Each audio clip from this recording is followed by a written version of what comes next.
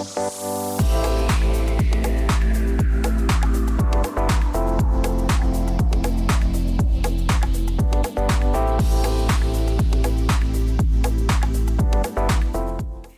tout le monde, j'espère que vous allez bien. Quant à moi, je suis ravie de vous retrouver pour une nouvelle vidéo. Ça faisait très longtemps que je n'avais pas tourné de vidéo YouTube parce qu'il s'est passé plein de choses ces 3 dernières semaines. Donc je vous raconte tout dans cette vidéo dans quelques instants. Avant cela, n'hésite pas à me rejoindre sur Instagram pour voir mes looks, pour échanger avec moi, pour me poser des questions. N'hésite pas à me rejoindre sur TikTok, je fais beaucoup de vidéos mini coaching RH. Et n'hésite pas à me rejoindre sur YouTube, à parler de la chaîne, à t'abonner, à activer la cloche, ça me fera très plaisir.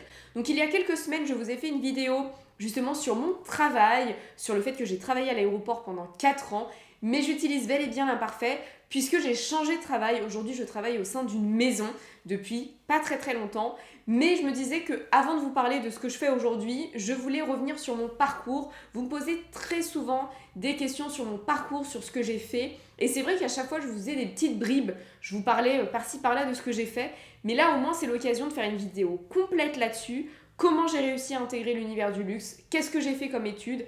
Et voilà, et je me suis dit que ça allait peut-être vous donner des idées. Parce qu'encore une fois, même si je suis née à Paris, j'ai grandi à la campagne, mes parents sont loin de l'univers de la mode, je suis à la base très loin de l'univers de la mode, et du coup, j'avais cette passion en tête, donc comment j'ai réussi à intégrer cet univers. Donc vraiment, si moi j'ai réussi, je pense que vous, avec les bons outils, avec les bonnes informations, c'est clairement possible si c'est votre souhait. Donc, avant de commencer, moi j'ai fait un bac ES, ensuite j'ai fait 3 ans à Panthéon-Assas, en AES, économie, gestion administrative. J'ai toujours su que je voulais faire, pas du recrutement, mais en tout cas un service RH, intégrer un service RH, parce que je ne connaissais pas du tout l'étendue des métiers de la mode et du retail. Et du coup, c'est par cette méconnaissance-là que je n'ai pas intégré cet univers. Aujourd'hui, avec le recul, très sincèrement, j'aurais pu vraiment faire autre chose. Maintenant, aujourd'hui, je suis très contente. J'ai mes réseaux sociaux avec le côté mode. Je travaille dans la mode. Je suis très bien et je n'ai pas forcément envie de me réorienter. Mais en tout cas, n'hésitez pas à vous renseigner si vous pensez que les métiers de la mode, ça se résume à la vente ou à la création. Pas du tout, il y a un panel très large. Ensuite, j'ai fait un Master 1 AES également. Pendant ce Master 1, j'ai tout fait pour intégrer le CIFOP. Le CIFOP, c'est le Master 2 appartenant à Panthéon-Assas Paris 2, qui est un tampon, qui est un ticket d'or. Vous faites le CIFOP pour intégrer les RH, ou pour intégrer l'univers du luxe ou les plus grandes entreprises du CAC 40, on vous accueille les bras ouverts. Vraiment, c'est le ticket d'or de Charlie et la chocolaterie. Maintenant, c'est très sélectif. Et donc, en fait, finalement, pendant mes 4 années à Panthéon-Assas, de la licence au Master 1, je me suis conditionnée pour intégrer ce master, mais tout ne s'est pas du tout passé comme prévu et je vais tout vous expliquer. Donc du coup, comme je sais que le master était très sélectif sur le niveau d'anglais, donc en fait, j'ai fait Wall Street Institute pour améliorer mon anglais. Je suis passée d'un niveau intermédiaire, c'est-à-dire assez mauvais, à un niveau courant. Et aujourd'hui, je suis encore au-dessus au niveau du niveau courant. Mais vraiment, j'ai vraiment amélioré mon niveau en anglais. Parce que c'est très important si vous voulez travailler dans des grandes entreprises, des grands groupes, parce que très souvent, vous parlez anglais. Et aujourd'hui, dans mon poste actuel, je pense que c'est 50-50 en anglais et français. Ensuite, je sais que c'est une faculté, c'est un master qui aimait bien justement les bonnes notes. Alors moi, j'ai toujours été plutôt bonne élève, mais c'est vrai que j'ai travaillé pendant 4 ans. J'ai mis ma vie entre parenthèses pour être deuxième de promo, majeure de promo, parce que vraiment, ils prennent les meilleurs. Donc vraiment, je ne sortais pas. Si mes parents vous parlent un peu de moi pendant mes études, un ermite dans sa chambre. Je ne sortais pas, je faisais pas de soirée, je bouquinais. Et vraiment, j'ai mis ma vie entre parenthèses. Avec le recul, je me dis que j'aurais peut-être pas dû faire comme ça, mais c'est pas grave dans la vie, il faut pas vivre avec des regrets. Et ensuite, je sais qu'ils aimaient bien l'associatif, et moi, c'est quelque chose que j'aime beaucoup. Déjà plus jeune, adolescente, j'étais déjà dans l'associatif, et j'ai continué quand j'ai grandi. Aujourd'hui, j'ai un peu moins le temps, très sincèrement, mais c'est un projet. Mais en tout cas, pendant mes études, j'ai vécu avec une personne âgée. J'ai vécu avec une personne âgée parce que déjà, c'est une cause qui me tient à cœur. Moi, j'ai toujours été proche de mes grands-parents, et c'est vrai que malheureusement, passé un certain âge, les personnes âgées, on les met un peu de côté et je trouve ça extrêmement triste. Et c'est surtout que moi, malheureusement, j'ai perdu mon grand-père et j'ai une mamie aujourd'hui qui vit seule chez elle et ça me brise le cœur en fait parce que la solitude, c'est vraiment très dur. Et du coup, pendant mes études, j'ai vécu 1 an avec une personne âgée, c'était un monsieur. qui avait 96 ans, qui ne les faisait pas du tout. Et du coup, c'était vraiment un rapport win-win, c'est-à-dire que moi, d'un côté, je vivais dans un très grand appartement, parce que je vivais dans un appartement haussmannien de 210 mètres carrés avec ma petite dépendance, pour, je payais, je crois, 350 ou 450 euros. Et en plus, j'avais les APL. Et en plus, c'est surtout que j'avais de la compagnie parce que moi, je quittais mes parents. Donc, j'ai quitté très jeune mes parents. Mais c'est vrai que c'est pas facile quand vous êtes toute seule, vous habitez sur Paris. Bah là, au moins, j'avais une référence. J'avais ce monsieur qui était un peu comme mon papy finalement. Et lui, à l'inverse, bah, j'étais une compagnie. J'étais une compagnie parce que finalement, je rythmais un peu ses journées. Il savait que le matin, il prenait le petit déjeuner avec moi. Il savait que le soir, il mangeait avec moi. Mais en même temps, on avait beaucoup de liberté l'un et l'autre. Hein. Je passais pas toute ma journée avec lui ou toute ma soirée avec lui. Mais du coup, bah, lui, je voyais que ça lui donnait du baume au cœur et ça lui gardait, en fait, ça permettait de garder sa jeunesse à lui aussi. Et puis en plus, malheureusement, cette année-là, il lui est arrivé plein de péripéties et je pense que ça lui a fait du bien d'avoir quelqu'un. Et moi aussi, j'ai eu des péripéties et du coup, bon, des fois, on pleurait ensemble, mais j'ai passé une très très bonne année avec lui et puis après, j'ai eu envie de prendre mon envol. Mais ça a été très dur, vraiment, ça m'a déchiré le cœur. Mais en tout cas, c'est aussi une expérience que j'ai valorisée pour le CIFOP parce que ils aimaient l'associatif, enfin c'est ce que je pensais. Et du coup, j'ai fait ça parce que bah, moi, ça me tenait à cœur. Donc j'ai postulé pour le CIFOP. Et malheureusement, ils ont perdu mon dossier, c'est-à-dire que j'avais tout mis bien en temps et en heure, etc. Ils ont perdu mon dossier, ils l'ont envoyé à une autre faculté. Ensuite, ils m'ont vu une extrémiste, mais bon, j'ai pas du tout fait le process classique et donc ils ne m'ont pas accepté. L'entretien que j'ai passé justement in extremis n'était pas agréable du tout parce que je sentais dès le début que je n'avais pas mes chances et tout ce que j'avais fait, le niveau d'anglais n'était pas assez bon, l'associatif c'était pas top, mon niveau il était pas top alors que on a sélectionné des personnes qui avaient des notes plus inférieures à moi. Après, il y avait d'autres choses, hein, c'est pas que les notes qui comptent bien évidemment, mais beaucoup de frustration. Et donc j'ai intégré une autre école parce qu'en plus, au-delà de ça, je vous ai pas précisé, j'avais déjà trouvé mon alternance, c'est-à-dire que j'étais prête à recruter, entre guillemets. J'avais déjà trouvé mon alternance et j'appelle mon école, enfin j'appelle pas mon école, j'appelle mon entreprise en disant bah, je n'ai pas d'école en fait, je n'ai pas été sélectionnée. Donc du coup ils m'ont trouvé une école, voilà, vraiment là comme ça rapidement. Et c'était l'école ISEFAC. L'école ISEFAC a d'ailleurs un bachelor luxe. Et c'est vrai qu'au début, moi qui venais d'Assas, je me suis dit oh bon, ISEFAC c'est pas connu, c'est bof, je vais pas réussir à intégrer les plus grandes entreprises, blablabla. En fait pas du tout. Une école de commerce, moi j'ai bien aimé justement ce parcours. J'avais la fac, vraiment où c'était très scolaire, on apprenait du par cœur, on est vraiment des puits de connaissances. Et l'école de commerce où en fait on vous dit non mais tout ce que vous avez appris c'est bien, mais il faut en faire quelque chose. Là il faut réfléchir avec votre tête. Et ça j'ai adoré. Et du coup j'ai fait ISEFAC en alternance avec une très très très grosse entreprise en France qui fait partie du CAC 40. J'ai pas spécialement apprécié mon expérience au niveau des missions, au niveau de l'ambiance, etc. Et c'est là que je me suis dit, non mais Mélissa, t'es faite pour la mode. Donc maintenant, tu vas te conditionner et tu vas tout faire pour travailler dans la mode. Donc ensuite, j'ai travaillé dans la restauration. Restauration mi-fast-food, mi-premium. Mais ça fait bien sur un CV. En plus, c'était un très grand groupe. Et j'étais responsable RH junior. Donc c'était un CDD. C'était une période assez intense. Et c'est à cette année-là que je me suis dit, bah, tu sais quoi Mélissa, mais lance-toi dans le blogging en fait, lance-toi sur Instagram, lance-toi dans la mode, t'adores ça, parle-en, essaie de t'exprimer parce que finalement ta carrière, tu sais pas si tu vas réussir à travailler dans ce secteur, donc exprime-toi. Et donc du coup, j'ai créé mon blog de mode que j'ai mis sur LinkedIn, j'ai mis vraiment le lien sur LinkedIn et ensuite, c'est comme ça que j'ai été chassée par un cabinet de chasse. Donc c'est comme ça finalement, j'étais très très très contente parce que finalement, ils cherchaient une chargée de recrutement spécialisée mode, retail, luxe, cosmétiques et accessoires. Et du coup, ils avaient vu mon blog, ils ont vu que j'étais dans les RH et donc ils me proposaient d'avoir un entretien, sachant que j'avais fait plein d'entretiens en cabinet de recrutement parce que mon CDD se terminait, mais dans des univers qui me plaisaient pas, je sentais que j'avais pas cette animation-là.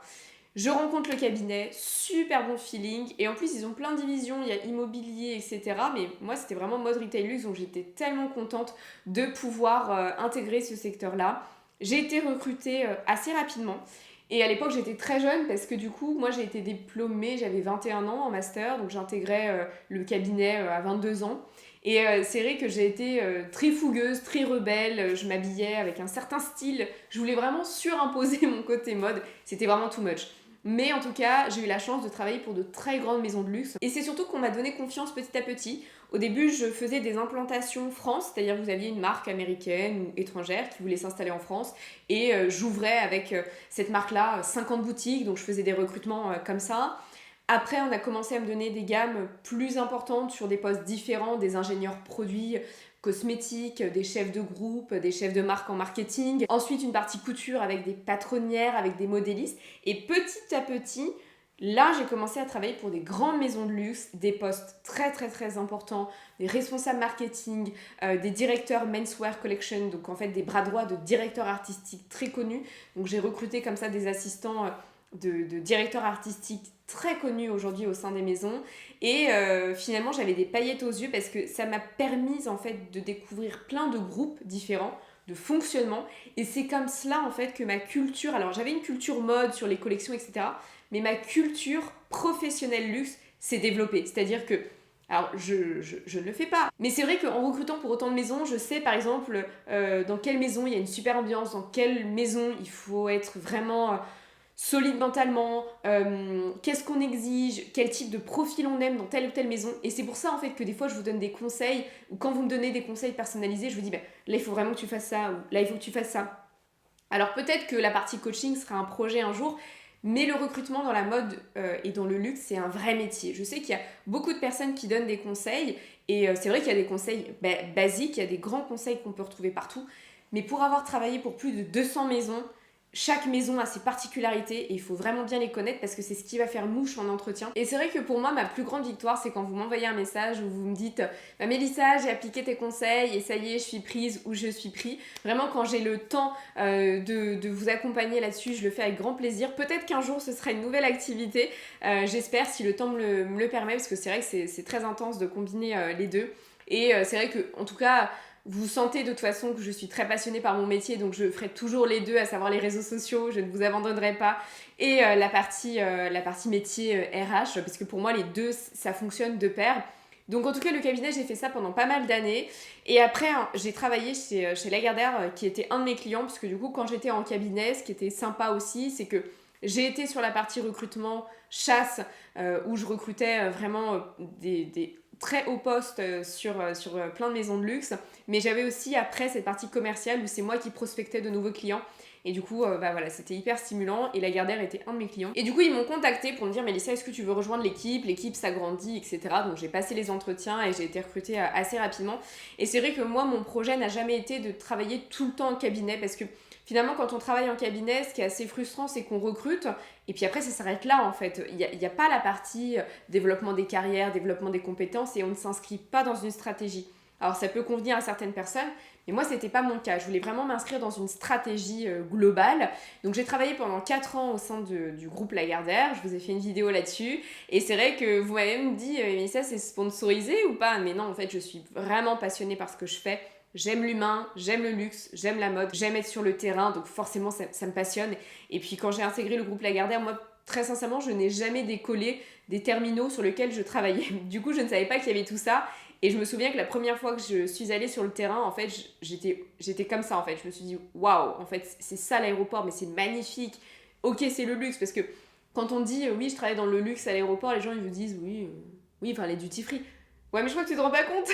Parce que vraiment, quand on vend des parures Bulgari à 70 000 euros, bah oui, c'est l'univers du luxe.